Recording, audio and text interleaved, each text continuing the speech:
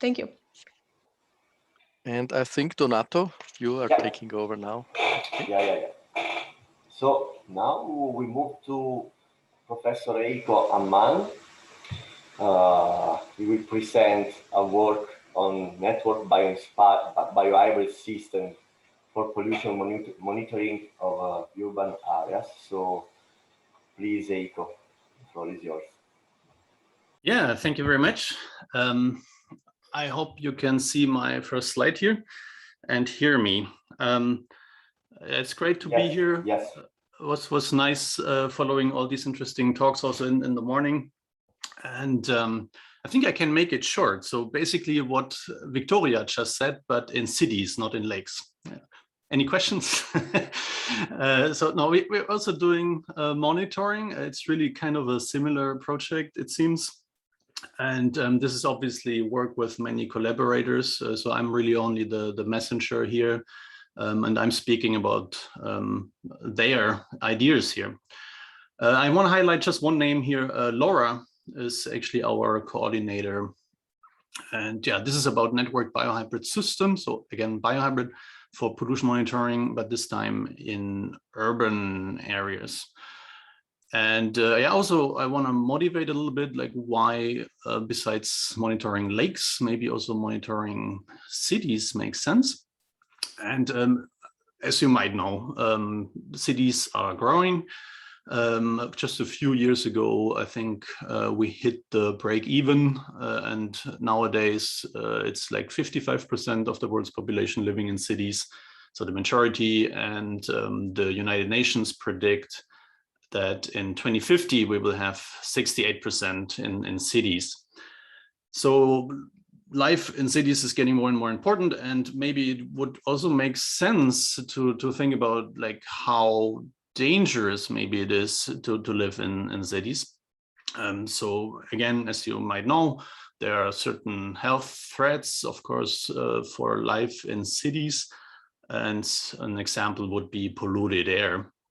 There have been, for example, all these scandals, like car manufacturers, I'm not going to name, have produced car models that then generate much more nitrogen dioxide than they would be allowed to do, and similar issues. So NO2 would certainly be a gas you want to monitor. And then since decades, I guess you have heard about ozone alarms in cities, so O3 is also something. And then the other very famous one would be these particulate matter, like it's fine dust, right? Like small particles in the air, coming from cars, but also from other sources. So all these are obviously threats, and I mean, what can we do about it? So there's one obvious option, I think. We could just take option A and stop polluting the air. I guess we're trying this since 1970 or so, with some successes, but obviously not fully successful until now. So option B seems also maybe a good idea, that we further increase awareness for everybody, and then also hopefully measure, monitor everything so that we can also warn people if something gets really out of order. And so here's our like main, really the key idea for the whole project. We say like, okay, yeah, let's go, let's monitor basically air pollution in cities, but let's use natural plants for that. So how could you possibly do that? So there's something called Phyto Sensing, and well, like long story short would be, let's try to use natural plants as sensors. So you just use the plant as your sensor. And the underlying idea is this, okay, these plants also breathe air, actually in the city, the same air that you're breathing. And they are living organisms. So as they are influenced in their physiology. And if the quality of the air that they're breathing is not perfect, then it will also have an impact on this plant's well-being. And this, of course, will be kind of like the plant's physiology will be a summary of whatever the plant was exposed to during the last, don't know, minutes, hours, weeks, months. Of course, you can ask, like, why would you go through the pains of using plants if you could just buy some gas sensors? No. So we think, okay, using natural plants is definitely greener for obvious reasons. Then it has potential that it could also be cheaper with gas sensors that you can, like technological ones that you can buy. There's a clear trade-off between accuracy and cost. So for example, if you want to buy a highly accurate ozone sensor, this could cost several thousand euros, up to 10,000 and more. So especially if you want to have many local sensors distributed, then you want to have a cost-efficient solution and you have to compromise somehow. So this would also be one reason. And then we think that if you tell people we will place many of these technological sensors to monitor in your vicinity, in your hometown, then they might be, don't know, not feeling so well about it. But if you tell them we just put some additional intelligent plans that will monitor your environment and warn you if the air gets bad, then maybe they will happily accept that. So having said that, we use the plants as sensors, and then the physiology of the plant does the measurement basically. But okay, how do we then learn about what's going on in the plant? So there's a new challenge of how can we then measure everything or anything that's happening within the plant. And now you feel maybe like, yeah, well, now we're going in circles, but we believe we can do that relatively easily and also in a cheap way, possibly, plus some technology. So if we take a little step back for now, because this is A-Life, maybe it makes sense to also think a bit like about the whole system that I just defined here. So you could think about there's maybe something like an urban ecology, or this is at least an urban ecosystem. So we have these city dwellers. And if I would have asked you before, you would have said like, okay, humans. Maybe also some animals living there, you know, wild or domestic animals. But there's also these plants, right? I guess, well, hopefully every city has at least some plants, some more, some less. And the question already arises then, like, what is already the artificial component in the system? And for ecology, sometimes humans already count as artificial, or at least the city as a habitat. But yeah, maybe I also have another artificial component here. Then we form a mixed society, right? We have humans, plants equally suffering from bad air, or hopefully not. And then we also add a sensor network. So these technological sensors that we put on these living plants to measure then whatever happens in the plant. And this is then surely the artificial component here. Yeah, some organizational information. So this is like the slide that Victoria just showed you, just slightly different content. The full name is WatchPlan Smart Biohybrid Photoorganisms for Environmental in Situ Monitoring. This is, yeah, an EU-funded project still within the old framework Horizon 2020. This was a Fed Proactive call. It's a 4-year project, if I remember correctly. And we have 7 partners from all over Europe. Sorry, I don't have a map here, but 2 are from Spain, 2 from Germany, and then we have colleagues from Sweden, Poland, and beautiful Croatia. Here's a little overview. I'm not going into all details, but here on the right-hand side, you see the plant. And then close to the plant, of course, we will have a number of sensors. And maybe I can just quickly highlight this one thing. So these funny triangles here represent some more needles that we're going to plug into the plant. And this is actually for sap extraction.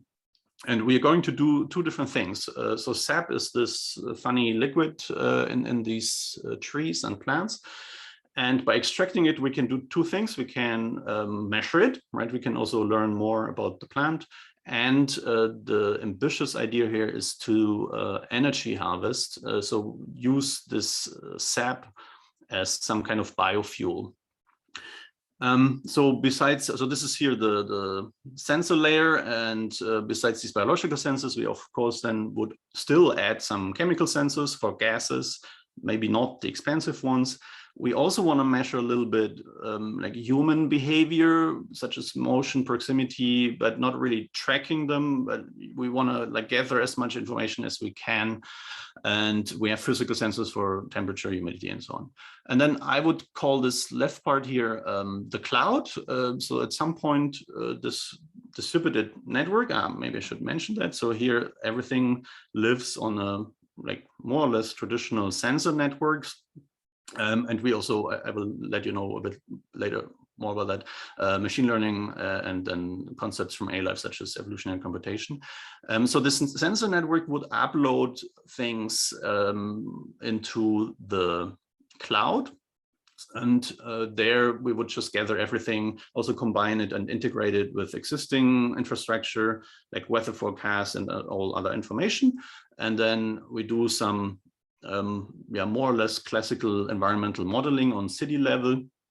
And well, all this process data and some predictions then will be fed into well, the city authorities, so made public and then also provided to authorities to shape policies in a democratic process and take action if necessary.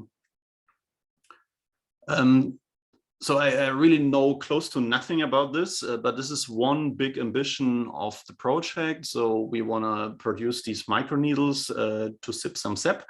And this is really work from our colleagues in Sweden. And just to give you a little idea of this ambition, so there's this phloem sap. This is what it's about here. It's living at a certain position in the plant. So you have these pipes made of cells. And then you're just like plugging the needles at the right place. And you see a little bit about, so this is not our work from this previous work. You see like the scales that you would need to operate on, right? So this seems quite ambitious, but I'm looking forward to see what our brilliant engineers will do there. Then, yeah, a little bit, well, talking about the ambition. So part of the ambition is that we will have these living sensors. And I think that's a really beautiful idea. And we form this biohybrid system as we already spoke about in the previous talk. Energy harvesting.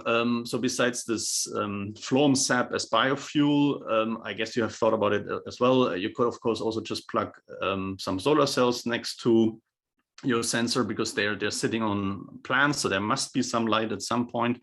But maybe we want to prepare for dark weeks or for winter, and then we need maybe also some other methods. And yeah, this whole modeling effort that I don't really know too much about on this large scale, but we also want to do some modeling on local scale, and a little bit more about that later. So here then about the sensors that we're actually going to use. So here, okay, a potted plant, but later, of course, we want to go outdoor. Just some examples. So there's also a concept of a sap flow sensor that can be applied outside of the plant, externally, basically just measuring the diameter of the stem, and that gives you some information about the sap flow. You can use transpiration sensors on the leaves to measure the photosynthesis activity, and so on. And the most important sensors, I guess, are the biopotential sensors. So these are electrodes that we plug into the plant invasively, usually 2 of them, to measure an electric potential. And with these, we can then measure the electrophysiological reactions in the plant, usually, as you would have guessed, as a response to some stress or just generally some stimuli. And these signals that we measure there are rich, but also a bit complex. So they are species specific. So you would need to learn a bit like for each species what you see there. And then plant science just doesn't seem to be there yet, that we can just easily interpret what's happening. So in this data, I will just show you the data that we have in a second. Here in the third picture, you see some like state-of-the-art sap measurement in an olive tree, because yeah, once you grow fruits, then you're of course also super interested in how well your plant is doing. Here, finally, some data. So, you know, this is a concept paper. The project is really young, so please don't expect any real results from my side today. But I just wanted to show you some data. So on the left hand, this is a little bit older data for a stimulus of touch. Horizontally, you see the time. So this is for several hours. And then in this like gray area here, for a few minutes, someone was touching the leaves of the plant. And you see here the electric potential that we measure in 2 channels. You always need these 2 channels. And the red channel here would then indicate a clear peak. So you can tell something is happening. And the big challenge now, of course, would be, can you like later just look at such a signal and then classify it and say, ah, this was touch, right? And here on the right-hand side, this is actually very recent data that we measured in our lab here in Lübeck, Germany, just a few weeks ago. The stimulus is ozone.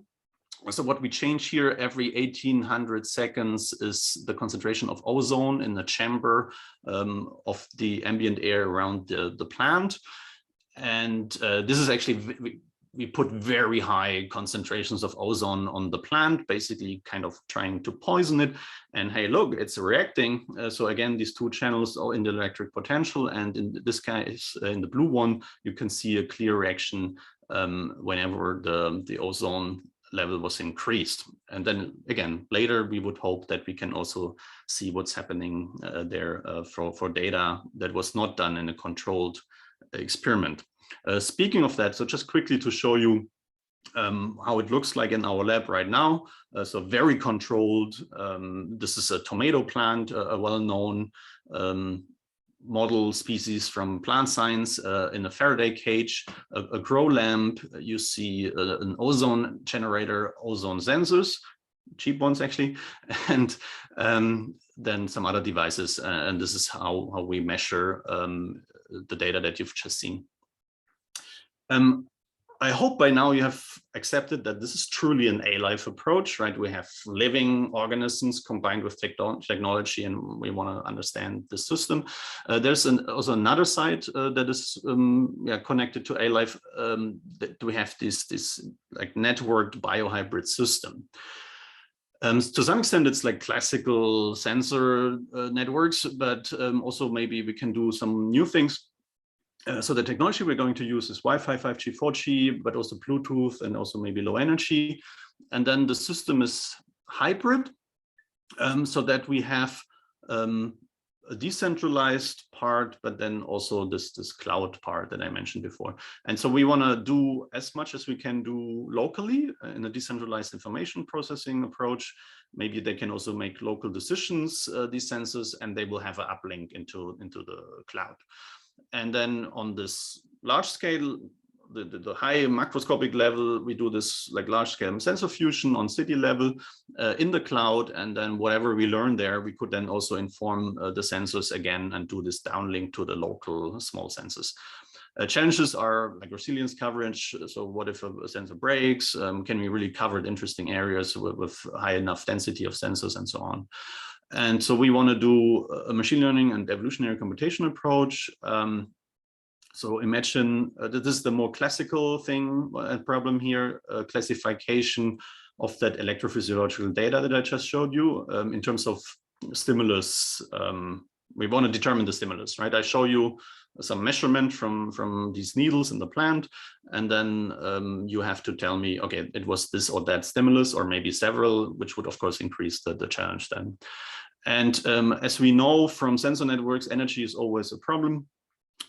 Using radio is expensive in terms of energy. So we want to do some predictive filtering, maybe also some compression. And that's where we think we could maybe apply methods of evolutionary computation to do a like very, very specific filtering / modeling, and also a very specific compression for just a small area within the system, for example. and this could maybe be done online collectively and adaptively at runtime. I've prepared this other slide here, which is maybe a bit boring, and I don't want to burn too much time. So this is just to inform you how predictive filtering works. Many of you might already know. The idea is just like if you, both nodes, the sender and receiver, have the same model of trying to predict what A is going to measure next, and the model is correct, then there's no reason to send it, right? That's like the long story short here. And our idea is, as I said, like maybe we can adapt these filters and models offline before deployment and after deployment, and maybe also collectively. And where it's getting really interesting, I think, is once we would try to combine that with classification, because compression is a little bit about pattern matching, finding patterns in the data. And once you have done that, maybe you can also use it for classification. And, you know, maybe we can just put everything together, and it's maybe not so different from what you've seen already in machine learning for at least image data. Yeah, so hopefully you have many questions. So because I already want to summarize here, I think really beautiful thing of this project, and as of now, as I said, it's just a concept and ideas. So we still have to prove we can actually do that. But the beautiful thing, I think, is that this is, if you ask me, truly an A-life system. This is an application of an A-life system that will have potentially or hopefully an immediate impact on people, right? And so, okay, I've told you that we form this ecosystem, biohybrid system. We use this Phyto Sensing plants as sensors. We have the social ecological system of all city dwellers, not only humans, also natural plants, who try to survive in the same air. And we can use this system as an early warning system. We form this monitoring system, hopefully with good user acceptance, and then we can inform everybody, but also especially those who make the important decisions to shape the policies and to take hopefully the right action once there is something you have to do about it. This idea of this whole set of methods that I've presented to you can, of course, not only be applied in the city. An obvious other application would be agriculture, such as nutrient pollution, organic pollution, and food security. And then you also know, due to climate change, many forests on this planet are falling dry right now. So also there, I guess, there's a high need to do even more monitoring. So I'm not saying that we don't do that already, but in this special form, maybe you have a chance by Phyto Sensing to also learn even more about, don't know, each individual tree. So that's it. Thank you very much for your attention. I want to thank all my co-authors. We have never met. That's the problem of starting a project in the pandemic, but hopefully we will do so in half a year or so. We are forming already a nice team. Visit our really nice looking website. Not too much there yet, but stay tuned for updates. And if you're a Twitter person, then yeah, also that's maybe interesting. All right, so thank you very much, and I'm looking forward to hear many questions. Thank you, Heiko. Thank you. So there are quite many questions for you. That's good. So I can read for you if you want. One from Asia Ilgun. Can this sensor output be used to understand if plants communicate between each other, like via fungal network below in soil, like mycorrhizal fungi? Yeah. So if I understand correctly, this is the question about like whether and how these plants maybe also communicate with each other. I'm definitely not an expert of that, but I think it was mentioned that these yeah, electrophysiological signals can also or are also used in plant communication. But yeah, I'm more like on the technological side, and there we would also like redundantly communicate these signals, but within our sensor network, at least locally. So this will be the idea. Okay, thank you. Then um, there is another question from Mandiam. Let's say, very nice project, Heiko. Does one need to control or correct the signal for other natural environmental variables such as rainfall, sunshine, drought, etc. in interpreting the results? Yeah, so I've showed you this picture from our lab, right? I mean, that's of course, if you want to do science, the first thing you do is take the plant out of the wild, take it to the lab, put it into super controlled conditions. And this is how we start and how we are, I guess, supposed to start. Because first we want to see the very clean signal, right? We also put the Faraday cage. It's not really necessary, but we see it really gets rid of some noise. So we get the cleaner signal, the like true signal, electrophysiological signal. And then we try to classify these signals. But then later, of course, we have to work our way back to the wild then. And the idea would be, okay, first we remove the Faraday cage. Next, we maybe try to do 2 stimuli at a time. And then hopefully if we have enough time and enough success, then in the end we would move out and then really measure the data signals in the wild. And then hopefully we can still somehow classify what's happening there. But this is obviously a big challenge, and yeah, let's see how far we get. Then we have also some time for other question. What's your thoughts on applying this with indoor plants? I'm not sure I understood. So who's that? If you can apply these with indoor plants. Yeah, okay. Yeah. So I mean, that's how we are going to start, right? So we have you've seen in the picture this potted tomato. So this is how we're going to start. It's not really the idea in this project here, because yeah, we want to go outdoors because this is where the kind of like more dangerous air is. I mean, once you have an AC running or you have open windows, then of course also this air will enter your home. But we really want to go outdoors, and then we would also need to fight don't know all the weather out there with our sensors. You could also do the same thing in potted plants. It's just not the focus in this project here. But yeah, as I said, different species have different signals. So at some point we should focus on outdoor plants and in this project, but maybe we'll have another project with potted plants. Okay, so last 2 minutes for last question, and then you can continue in the chat. It's from Odin. I was reading a time for chemical noise to detect soil and air nutrients contaminants. Do you expect that any sensor will be developed to discriminate such chemicals? Yes. I mean, what we are trying already is the plant's reaction to like doing funny things to the soil. So we add salt or some acid in yeah, maybe arguably low concentrations, and then we see a reaction in the plant as well. I mean, it's also, again, like depending on the dose, a little bit like of poisoning the plant.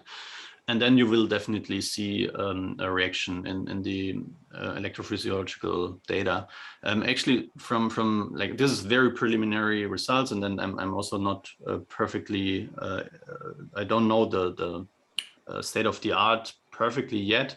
But what we've seen, for example, in our data is that we can even kind of like see how this like poisoned water then goes slowly up in the plant. So sounds interesting. You could also try to do that. There's, I think, papers on doing some spectroscopy based on these methods. So you could even learn a little bit more about what's really in the plant right now. So there's many things you can do, and it looks like our main problem is like how to deal with all that data, and it will not so much be the problem of how to get enough data.